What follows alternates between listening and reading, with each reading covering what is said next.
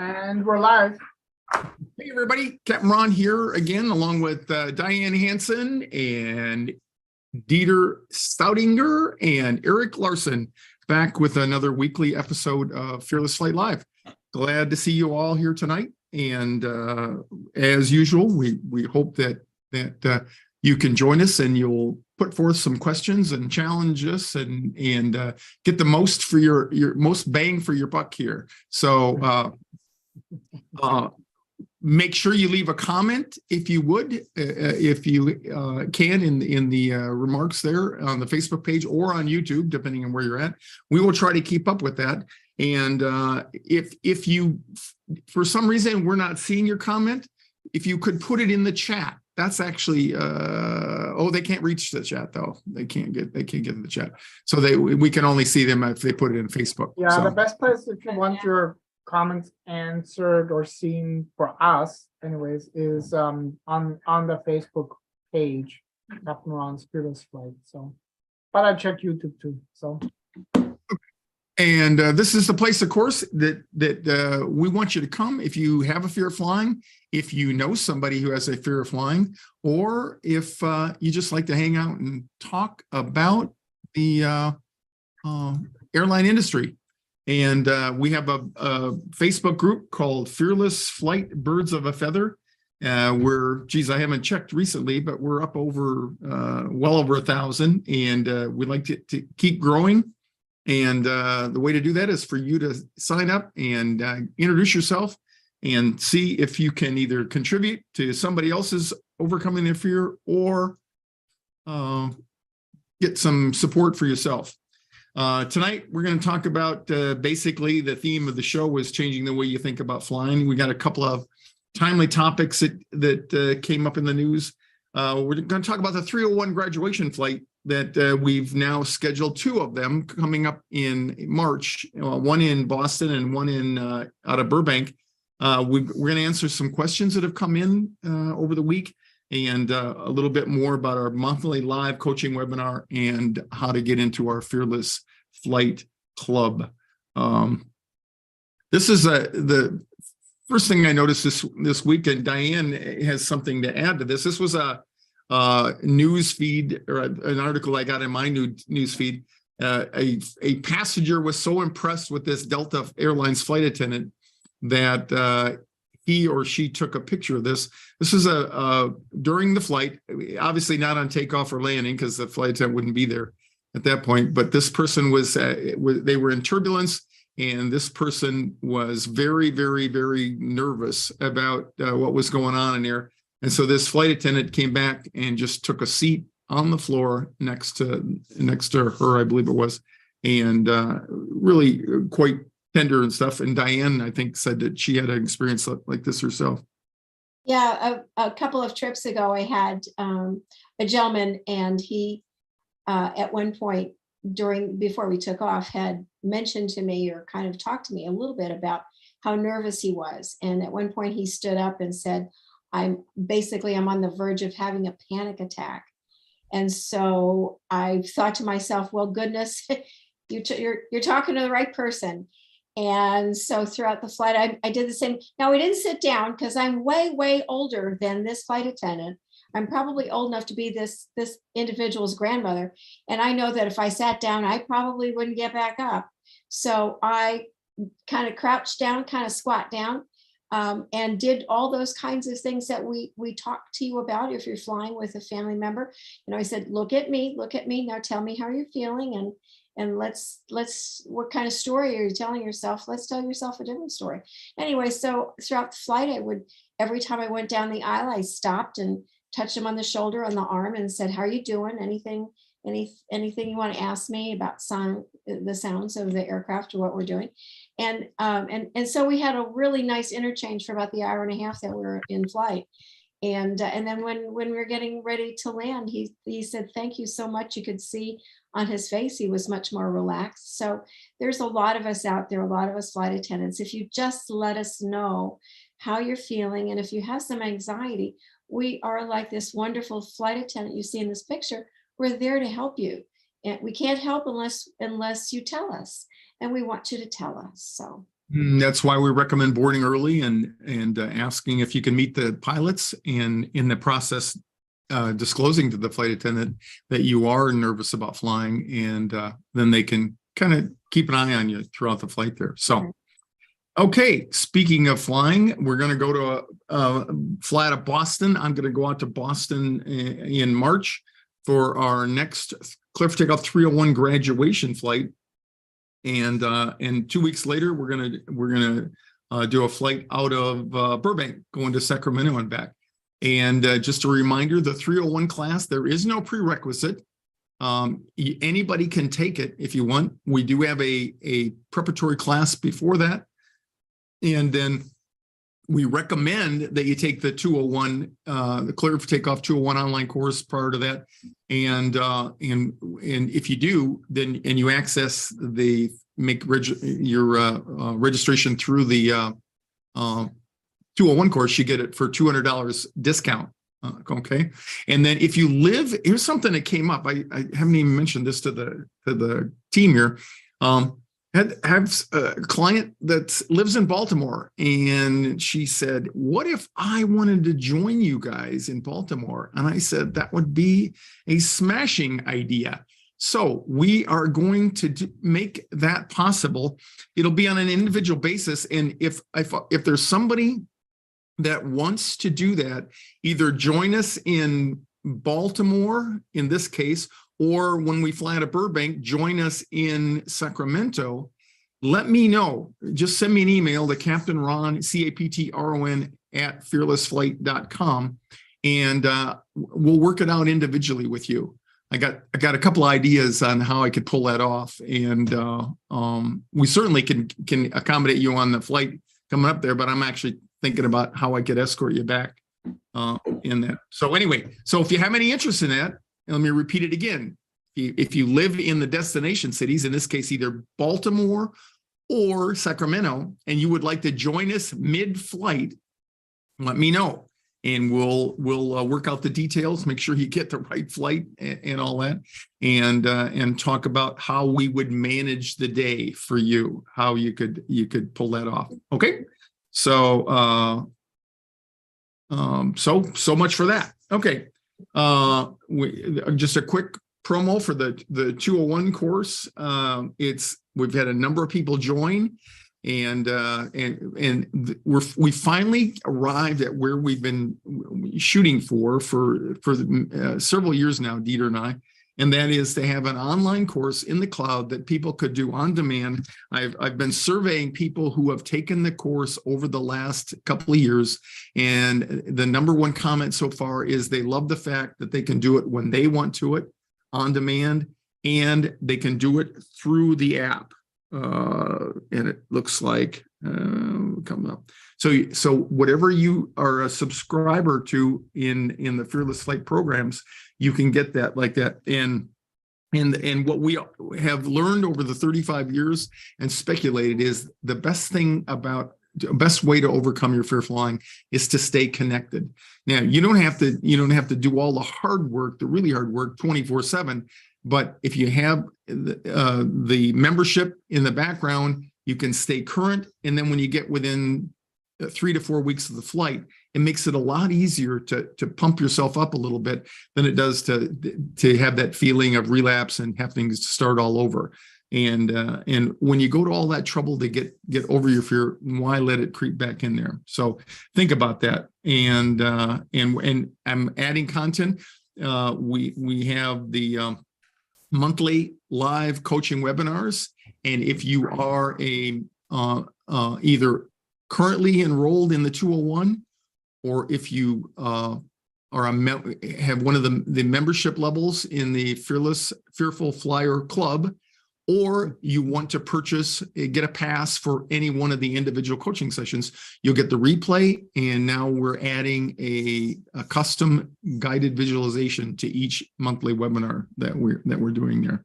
So, and if you actually are part of the Fearless Flyer Club, or the 201, we have just put up the full replay, and we also have audio and a video version of Turbulence Ahead. It's a guided visualization that we did this past Thursday. So that's up in the membership area already. I'll send an email out also to let everybody know. But that's one of the perks if you are part of the Fearless Flyer Club, you actually get access to all the previous webinars and all the meditations and guided visualizations as well. So definitely something to consider.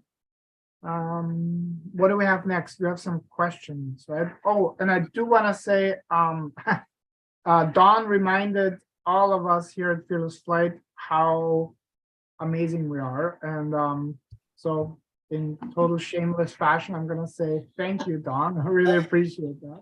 Thanks, Don. Thank you. That was an unpaid promotion from Don. Yeah. Very nice of her. Regarding the amazing, it takes one to know one, Don. So, Yes, way to go, Don. okay. All right. So we have some questions and we'll talk about those and see where we get. First one is, how does the pilot know it's safe to take off? Gee whiz. What do you think, Eric? I think that these are short questions, but people are appealing to my professorial instincts. And if we actually dug completely into it, they would die listening to us talking about flying instead of dying on the airplane. But we can, shall I start real fast and then you edit it for me? Here, how about this? I'll throw some teasers out there. Yeah, you do this one and I'll do the overwater one if we go to that. I need your help here because I'm right. older than you are. So it's a complex, Takeoff's a complex product. And we got there because the airplane that we're flying wasn't the first rodeo for that airplane. It's been certified. We have a lot of analysis that is part of the protocol. No matter what kind of airline ticket you're on, if you're buying a commercial ticket, your airline has gone through all this. It includes an analysis of the weather, planning, crew training, maintenance, all that stuff goes on without your knowledge or effort. You don't have to do anything. You don't have to think about it. All right.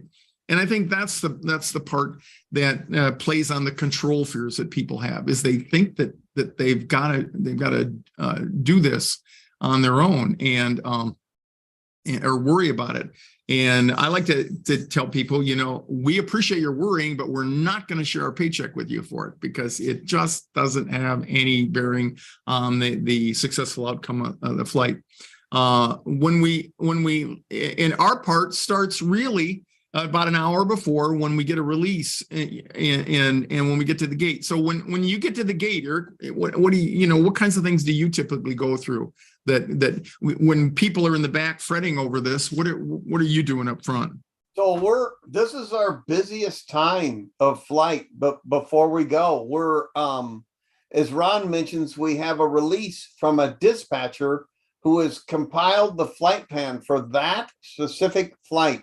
And so we're carefully looking at the release to see if we're in agreement with it. And we, in effect, electronically sign it to say, yes, we're good with this. And part of the release, one of the most detailed parts is the takeoff planning. It will have a miniature plan for every single runway available at that airport that we might use for the current weather conditions, for different sets of temperatures, runway contamination, anything like that. We have a specific plan to launch off of every runway with that specific plane every time. And not only that, we're looking at a maintenance logbook, required maintenance checks, that sort of thing. And we're walking around the airplane, just looking at the big stuff, the tires, the hydraulic lines, the brake lines, fuel tanks, everything like that. Make sure that everything's intact and a catering truck hasn't been accidentally driven into the fuselage or anything like that somebody would notice right off the bat. So we're looking at the physical part of the airplane, and we have a detailed takeoff plan and a detailed maintenance logbook, all of which we're reviewing before we go.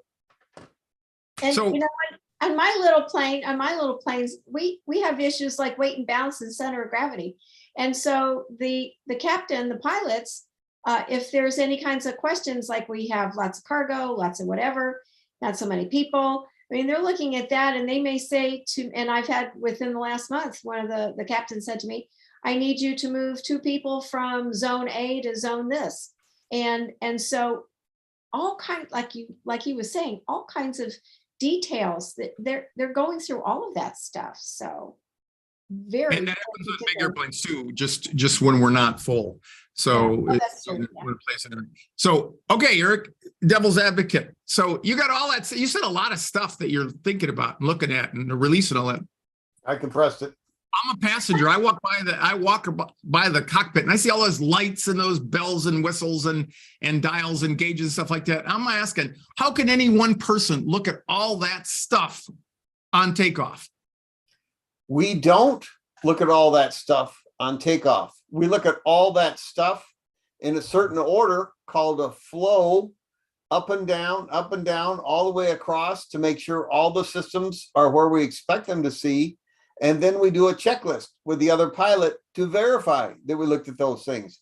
But then once we get going, the airplanes are all smart enough now to look at those for us. We never look up at that. We have a very complex system monitor, a master caution and master warning system monitor, and it is right up in front of our faces in the glare shield. And if there is a critical system that fails after we start the takeoff, the master caution and master warning will light up right in front of our eyeballs and say what that system is. And we can make a determination based on speed on the takeoff, whether we're going to continue or we're going to reject. And there's just a few sets of parameters.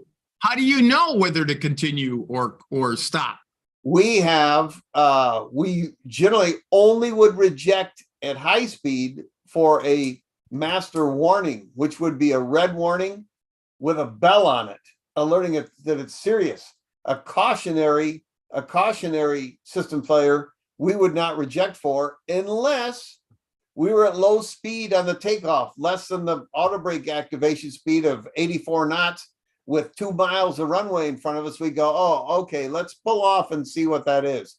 But if we're going fast, we're not gonna do a high drama reject.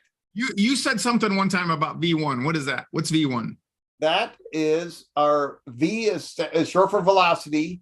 And so we define certain speed with V's, and V1 is our takeoff decision speed. And if we have a problem affecting the safety of flight where it's doubtful to fly prior to V1, we will reject the takeoff, knowing that speed occurs and that we have enough stopping runway remaining. If it occurs after V1, we will not attempt to reject the takeoff. We will fly the airplane off, which we can do on one engine, not a problem if we have to. We'll deal with the problem and if need be, return and land. We won't attempt to reject the takeoff past that speed. You ever done that? No.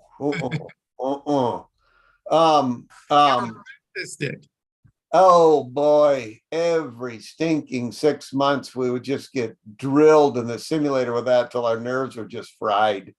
So yeah, every 6 months we would have lots and lots of drama in the sim with our cage rattle, working on our decision-making ability, just to make sure that we were making the right decisions at the right time.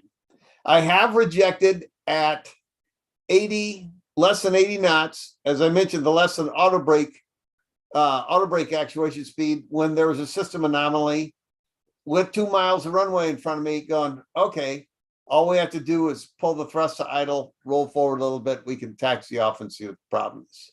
But okay. I've never done a high speed reject. And if you ask people if you've ever done that, I don't even have a friend's brother's cousin who knows a guy who has a friend who's done it. That occurs so rarely. It's extremely rare. And one of our guests or one of our clients one time came on the show, if you remember, and he talked about that. He had that and it was unsettling for him. And we talked about that. And the main thing is debrief and all that. So let's just say it's just not our day and we reject. And you don't even like the idea of staying in an airplane while we get assistance and all that. What could we do, or what could you call for? if we reject on the runway, but even without us calling anybody, the tower will know that we've rejected on the runway, and they'll launch the firefighting and rescue people will come smoking out of the firehouse down to where the airplane is just to see if we need assistance. And if Okay. for some reason we actually have a fire that we're fighting, and we can't get it under control, this is just wild stuff. But if we have a fire we're fighting and we can't get it under control, the fire crews will get on that right away. But if we decide it's no longer safe to stay in the airplane, we'll instruct the flight attendants. They'll hear us. We'll get on the PA and say, evacuate. And we used to give instructions on the right side or left side. And now the flight attendants will determine that by looking out the window, so we don't throw people out the side where the fire is. We can evacuate from the right side or the left side through multiple exits. The flight attendants will take a look, give people instructions, and only put the people out the correct door, the non-fire side door, if for some reason we had to put them out on the runway right there. So Diane, have you ever done that? No, have not had to do that. And but like you were talking about, every 6 months in the sim, we have that same training. I know we've talked about it before. I just had CQ, my continuing qualification, in December, and emergency evacuations, land prepared, unprepared, land, water evacuations. We are trained and tested yearly to make sure that, as Eric said, that we're doing our part correctly. And one of the big parts is if it's an emergency evacuation, that kind of status, we just don't open the doors. We always look to make sure that it's safe, because there is no point, of course, as he said, in evacuating if we're sending our passengers from one dangerous situation to another one. And there's another thing too, that if depending on what the level of the emergency is, the captain may decide that it's safer to go back to the gate and have and deplane there and have that kind of deplaning, because unless it's something obviously very desperate, and we do need to do that on the runway or a taxiway or something, it's safer to deplane the passengers onto the jet bridge or onto a ramp and not onto the tarmac. So if at all possible, we will try to get the aircraft back to the terminal to deplane our passengers in an emergent basis, but not an emergency evacuation.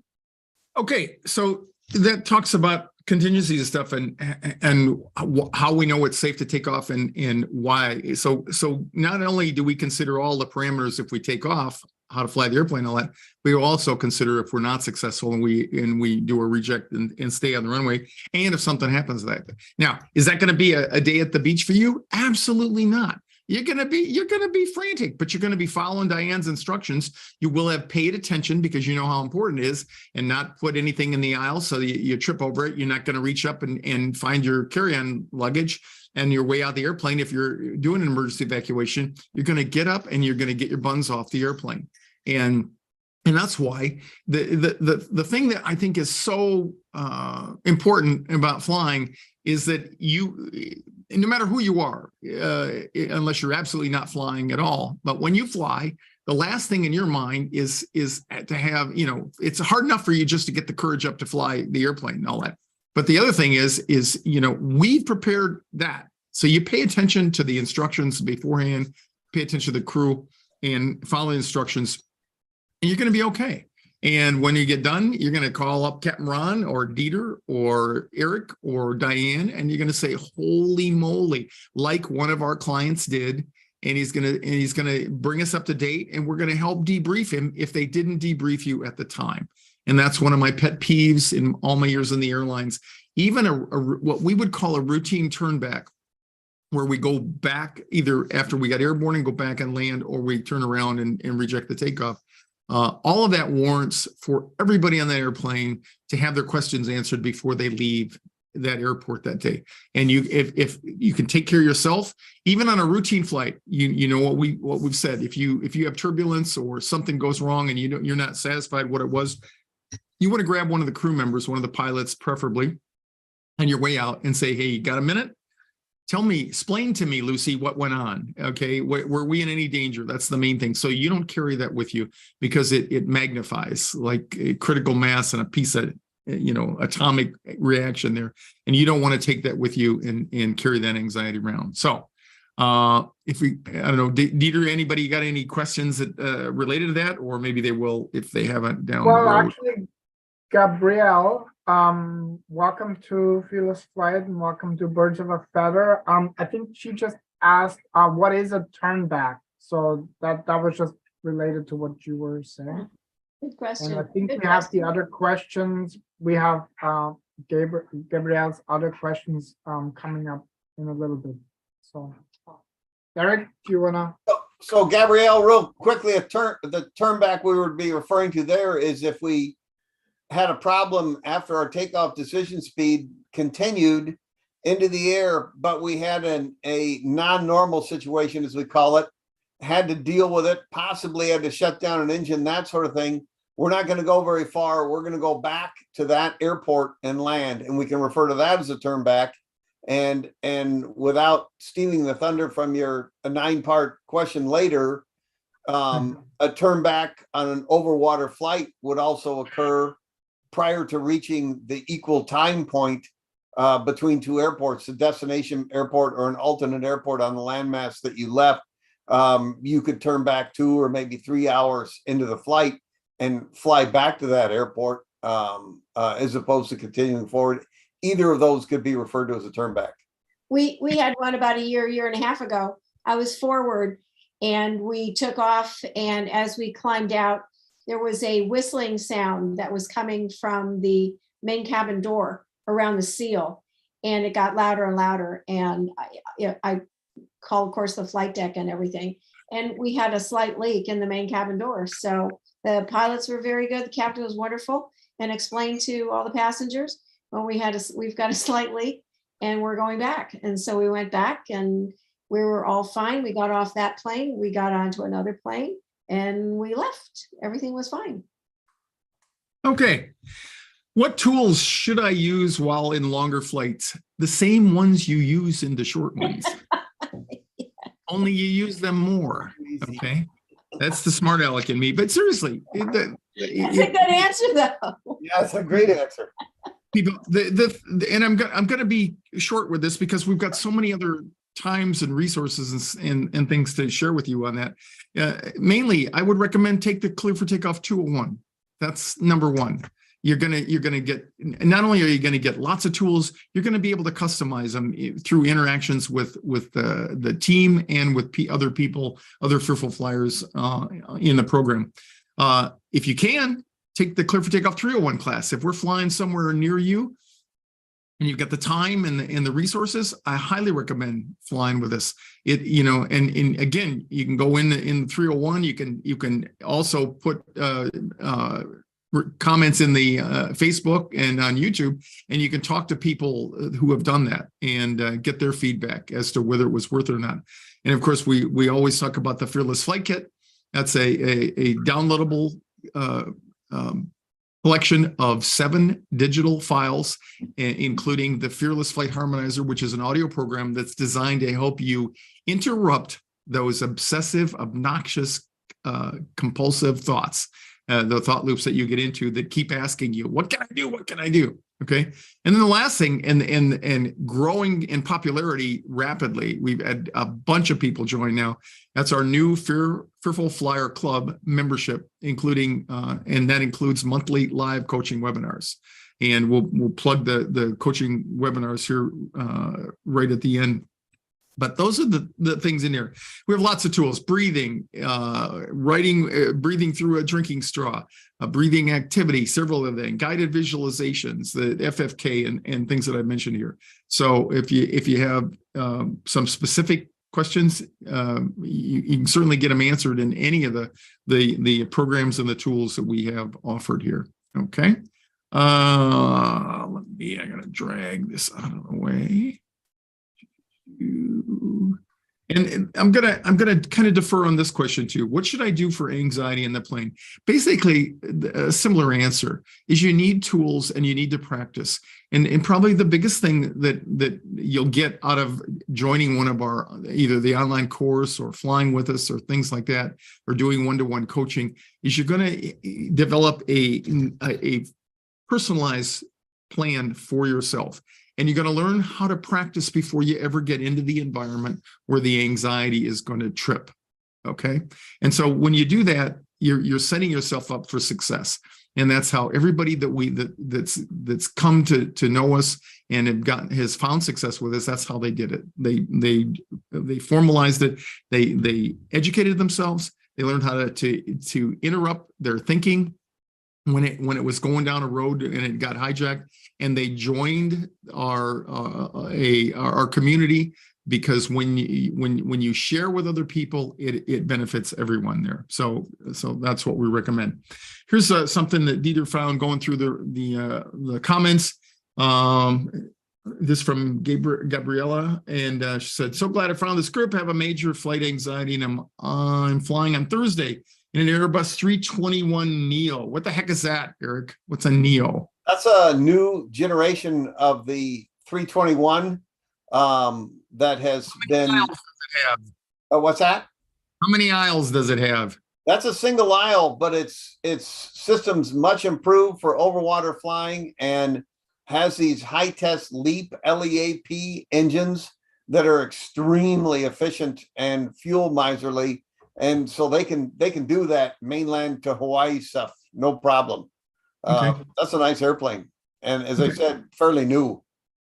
Okay. And Gabrielle goes on to say, "The reason I'm nervous, no diversion airports over water for so long." Not true, right, Eric?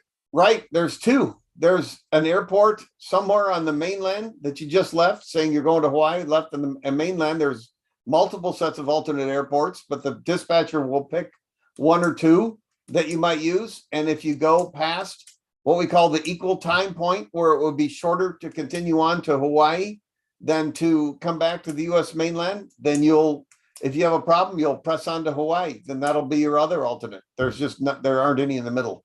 So it kind of sounds like some of that planning that we were talking about before. Yes, very specific part of the dispatch department is in charge of what we call the ETOPS flights, the extended two-engine operations procedures. I always get that wrong, but it's a very specific part of the flight department that plans the overwater flights and monitors them continuously while they're flying over water, which goes that to her other question.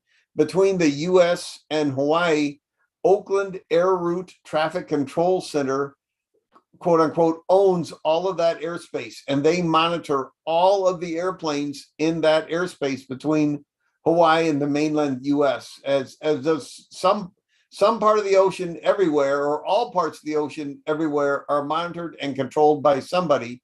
And between the US and Hawaii, it's Oakland Air Route Traffic Control Center. Okay. And in the old days, it was radar, but do they have radars in the middle of the water there? We now have the pilots, either the airplane either automatically makes position reports at certain positions, or the pilots make them on a high frequency radio. But most of the new airplanes now have what's called satellite navigation, sat-nav, and it automatically makes a report. And the airplane has a system called ADS-B, which is actually fairly new in terms of being required, like 3-4 years old. It stands for Automatic Directed Broadcast, or Automatic Directed Surveillance -B broadcast. And the airplane is broadcasting its position to satellites all the time, and the controlling agency, in this case Oakland, is picking up that information off of the satellite, so they know where the airplane is all the time, whether you make a position report or not. It's continually making its own position reports. So Wow. lots of new stuff. We know better where we're at now than we did 25 years ago, right? I mean, with greater accuracy. So, Absolutely. and last thing she says is turbulence. Yes, you can have turbulence if you want. We will not complain about that. All right. Yeah, of course you have turbulence. It doesn't matter. If you're flying anywhere around the planet Earth, you are always subject to the airflow over the Earth, and you may have turbulence. And that's another story. It doesn't mean that you're going to have it. It doesn't mean that you won't have it. Okay. And please tell me I'm not the only one that thinks this deep into it. I hope to attend one of Capt Ron's coaching classes one day. Trust me, you are not the first. Okay. And you're not crazy. You're not strange. It's just what our brains do. Mine, yours, everybody's. It's what we do when we don't have a lot of certainty about something. We think and we pursue and we look at that as our ancestors did. And that part of the brain that worries is also the part of the brain that kept everybody alive and keeps you alive. It's just that for whatever reason, people who have anxiety disorders need to tweak it a little bit because it's run amok for some people. Okay. Here, you look like you might have something to say. Now, I think we answered all of Gabrielle's questions for Okay. tonight. There was one more question. As far as flying at night, are there any other like risk factors? Do they even exist? So the question is flying at night more risky for any reason than flying during the day? Yeah, you can't see as far. Okay, I'm sorry. I'm just feeling in a frisky mood tonight. But the sun is not in your face, which is really annoying. Hour after On the hour. other hand, there's no birds at night, Yeah. so. Exactly. So flying at night, in all seriousness, the kinds when you're flying big airplanes and flying fast, you do a lot more flying with reference to instruments than you did if you went out to a little airport and you found one of those little bug smashers that had a little, looked kind of like a kite with an engine on it. Okay, a light airplane. Those you do a lot more just with the seat of your pants. But when you're talking about a modern airplane, whether it's a military type airplane or a commercial airliner, you're talking about using a lot more instrumentation and reliance on instruments. So for that reason, we look at stuff a lot during the day as well as the night. But when we're flying at night, we pay a little bit more attention to navigation and things like that, because it's important for us to know exactly where we are when we can't see outside and see obstructions, and so we don't let down into areas where there's high terrain that we could run into. And also we have landing lights. So we can illuminate the ground when we take off, which is important, and we also have them turned on, and we can land and illuminate the runway in the area into which we're descending into when we're landing. And we could land without the lights. We could take off without the lights. We wouldn't take off without the lights because why do that? But we could land for whatever reason we didn't have lights. But again, we're making a lot more reference. And if you're flying on a wide body airplane, that's an airplane with 2 aisles or so, where you got a lot more seats in the back and a lot more people on board, and it's a big airplane, they're flying a lot more with instrument references. You'll hear if you watch YouTube and you hear somebody that's recorded a landing in the cockpit of a wide body airplane. Well, even the 321s have them now, but you'll hear a talking voice reporting your height above touchdown, because when you're in the landing attitude in not this airplane, but a wide body airplane that might weigh, what do they weigh? 750,000 pounds, quarter, Yeah. and more. Yeah. When you're flying in something that big, when you're in the landing attitude, when the wheels touch the cockpit up there, they're 60 feet in the air still. So they need a little bit of help knowing, when those wheels are about to actually touch, so that we have things built into that. So day or night, doesn't matter. They use a very similar profile. Okay. One thing we do when we're flying at night, when it's dark, or during the evening when it's dark, is we turn the lights off. If we're not doing service, the lights in the cabin are going to be the same as the outside. And sometimes people want to know, why are you turning the cabin lights off? Right? We have little lights above us. Well, that is a safety issue. And that has to do with the fact that if there is an emergency, we need to make sure that your eyeballs and your vision is already adapted to whatever the outside light situation is. So if it's daytime outside, the cabin is going to be light. if it's dark outside, the cabin's gonna be dark. Because otherwise, if it was light inside and it was dark outside, you could have a period of time when you'd almost be blinded, and that would be unsafe. So that's kind of why, besides, we liked everybody to go sleep anyway, honest to gosh. Just go. Yeah. I want to sit down, I want to have a cup of coffee, finally get dinner. It's hard eating dinner standing up in the galley. So it's much easier if everybody's asleep. But that's, Yes. yeah, anyway, just Okay. a side note. Speaking of monthly coaching, or group coaching webinars, the next one is going to be Thursday, February 16th. It's always the third Thursday of each month. The theme, again, we're going to talk more about fear of flying 911. What do you do when you don't know what to do? I swear, we could talk about this every time we meet, because that's really what's on people's mind. We really need to keep emphasizing that and giving people, and you can see the questions that we had, and I touched on lightly tonight. What do I do on long flights? What do I do for anxiety? All those things. That's what I call that's 911. Okay. And then this is just a quick mention to our Fearless Flyer Club. I think it's the best option that we've got out there right now. That it's certainly one of the most cost effective, and it keeps you working on your skills all the while, especially when you don't fly for longer periods of time. We have 3 levels of membership: premium economy, first class, and lifetime VIP. All of them, you get the monthly coaching classes, and that with the VIP, you get everything that we have to offer. Okay. And if you click on the link that Dieter's undoubtedly put in the chat there, you can go over here and see for yourself in greater detail what goes along with that. We always like to mention our app. That's probably one of the greatest enhancements we've had to our program here. And that is, so now you can get everything that we offer on demand when you want it, on your schedule rather than on somebody else's, and you can play it through your portable electronic device. And this is what the app looks like when you have it open there. So okay, well, for worried about whether we'd have anything to talk about, we talked about it, and we are. So unless we see any other questions as we prepare to part company.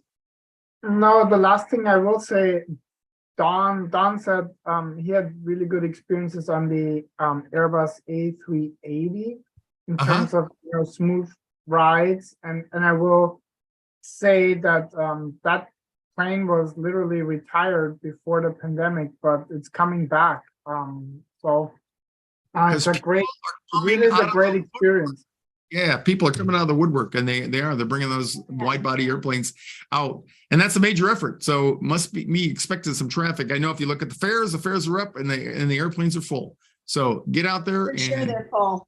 That is why they're pulling them out, because normally the airlines who don't like to spend any money on anything that they don't have to would have a 4-engine airplane when they could do it with 2 engines, which is just absolutely just making them scream, is because of the pilot shortage, of crew shortage, and the A380 has such a huge capacity for passengers in the back. Well, if we have this demand, this is a way, or maybe the only way we can haul them right now because of staffing issues. Yeah. I think it takes $21 million to take the mothballs out of a 380. Yeah. So anyway, and we could maybe talk about that down the road. How do you get an airplane back in service? So anyway, thanks for joining us all. Thanks, Diane. Thanks, Eric. Thanks, Dieter. And thanks to you all again for coming and joining us. We got some special guests coming up in the coming weeks. So come back here every Tuesday night, if you would, for Fearless Flight Live. Thanks, and have a great weekend, you guys. Bye, everybody.